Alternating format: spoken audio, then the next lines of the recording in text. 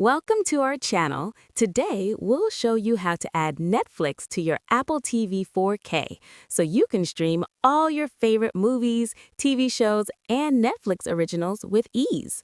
Follow these steps carefully. Step 1. Turn on your Apple TV 4K and make sure it's connected to a stable Wi-Fi network. A strong internet connection is essential for smooth streaming. Step 2. From the Apple TV home screen, navigate to the App Store. This is where you can find and download new apps for your device. Step 3. In the App Store, select Search and type Netflix using the on-screen keyboard. Step 4. Select the official Netflix app from the search results to make sure you are downloading the correct app. Step 5.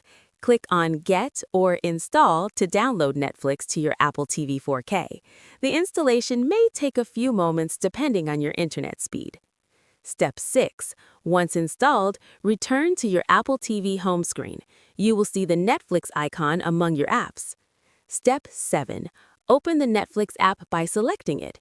You'll need to sign in with your Netflix account credentials. If you don't have an account yet, you can sign up directly from the app by following the on-screen instructions. Step 8.